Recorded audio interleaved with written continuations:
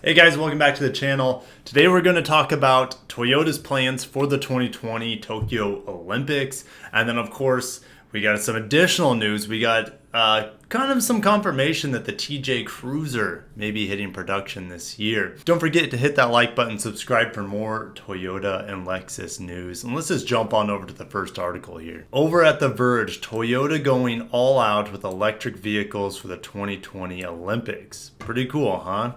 3,700 mobility products and or vehicles. So we have some pictures of possible vehicles, but we also have their plans, what they're hoping to achieve with the Olympics, and it's pretty exciting. Toyota is planning a massive deployment in battery, electric, and hydrogen powered vehicles. So we'll see 3,700 mobility products and or vehicles. 90% will be electrified. Now, electrified for Toyota means hybrid, hydrogen powered, electric, and then also battery powered.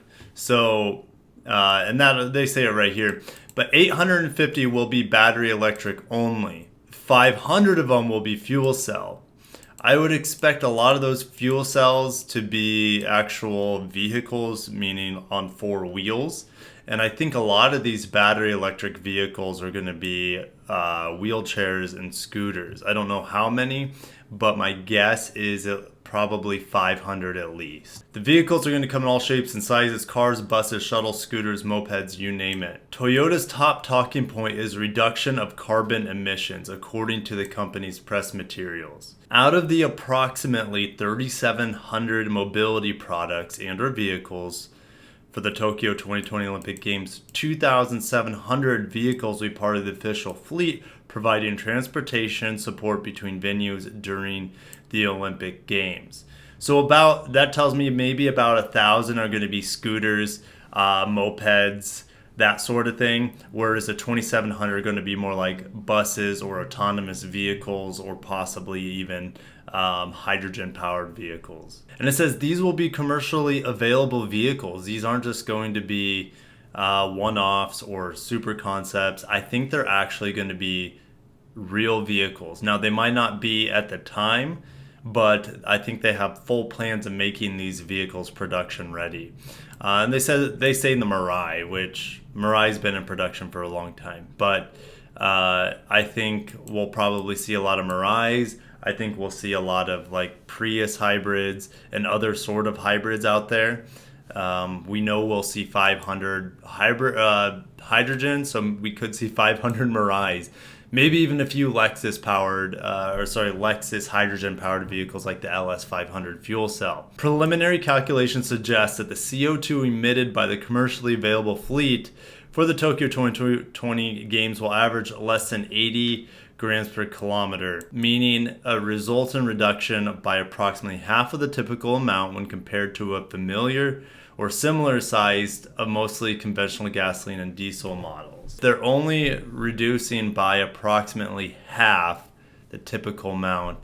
We know most of them are not going to be battery electric, right? Because that would hugely reduce the amount. So I really think most of them are going to be just your standard hybrid. Another tidbit here, the automaker has said it will release 6 new EVs starting in 2020 and stretching through 2025, making the Olympics the grand stage for which to launch that lineup. That's not that many EVs, because their lineup is absolutely enormous between Lexus and Toyota. So not that encouraging, but if they are very, very mass market like vehicles, let's say some sort of Corolla sized vehicle that's a completely battery electric.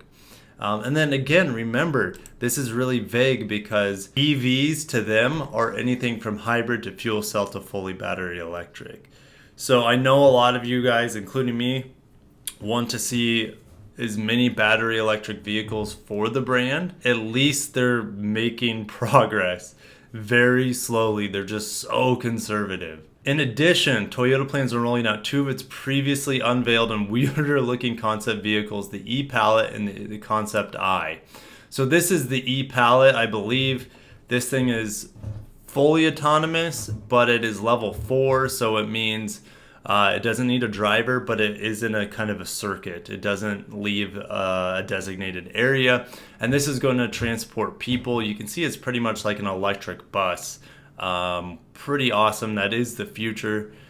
We won't see buses being driven by humans for much longer. And so I think this is a good step ahead from Toyota. So what could they use the e-Pallet for? Well, they talk about it. Typical mobility services like ride sharing and carpooling, aka like a bus, but you can also use it for a mobile office, a retail space, medical clinics, hotel rooms, and more. Could you imagine a hotel room on wheels? That is crazy. E-Pallets will support transportation needs of staff and athletes at the Olympics, with a dozen or more running in a continuous loop within the Olympic and Paralympic Village. That's pretty cool.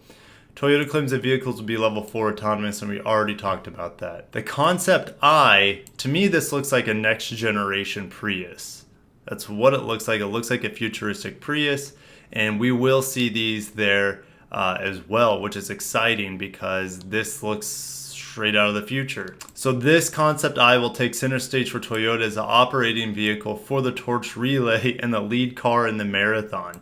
Awesome. It will serve both as a platform for Toyota to show off its work with artificial intelligence, courtesy of the in-vehicle AI assistant, UE. Here's a picture of one of the scooters that they'll see, and I hope they keep these wheels. I don't know if they will, but these are all those next generation tires that really are lighter, that you get better fuel economy, and they have a huge potential for the future. So, of course, there will be scooters of all stripes and sizes. Toyota plans to roll out 300 electric scooters, including sitting type and wheelchair personal mobility devices.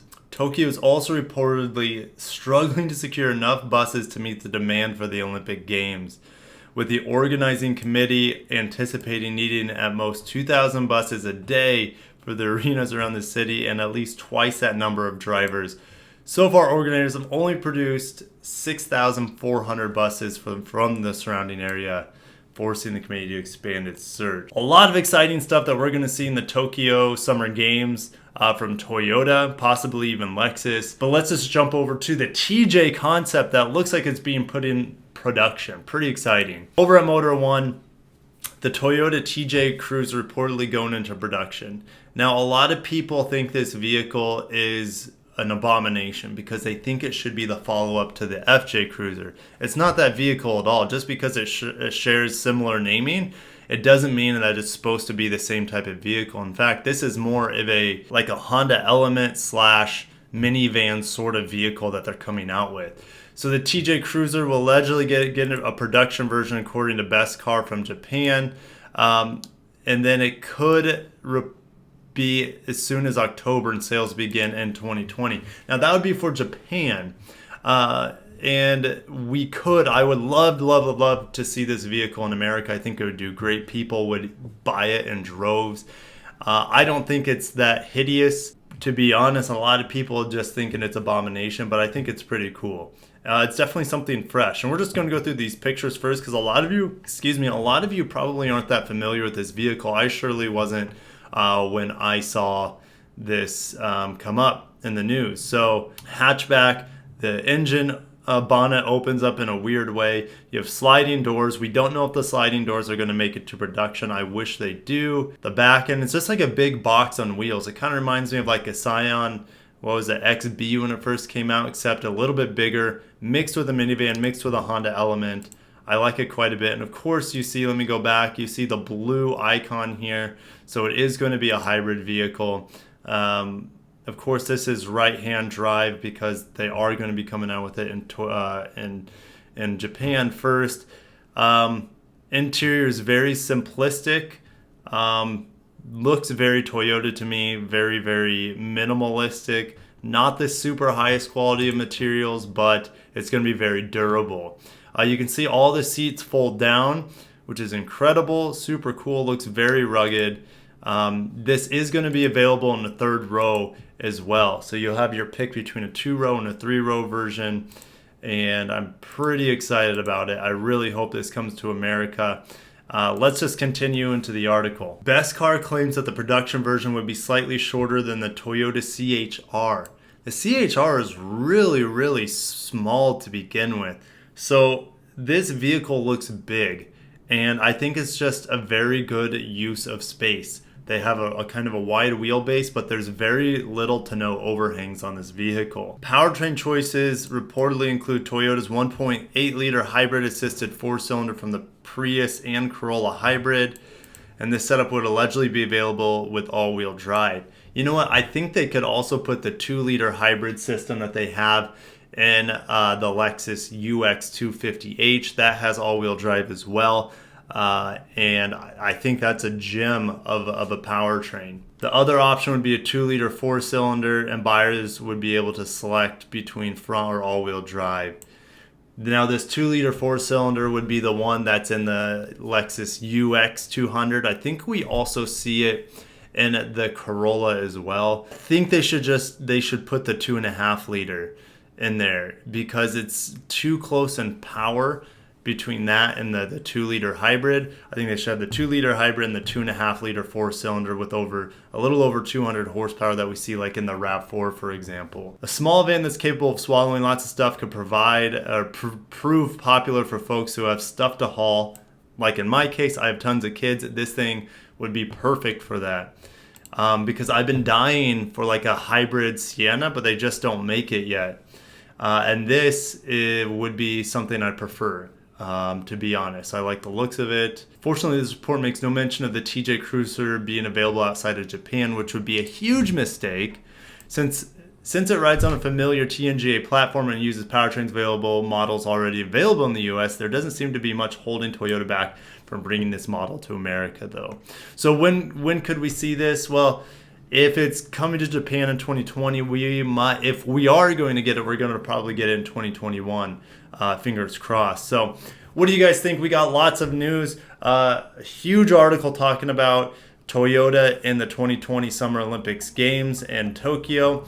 And then, of course, this TJ Cruiser, which I'm super excited about. I really hope it makes it to America.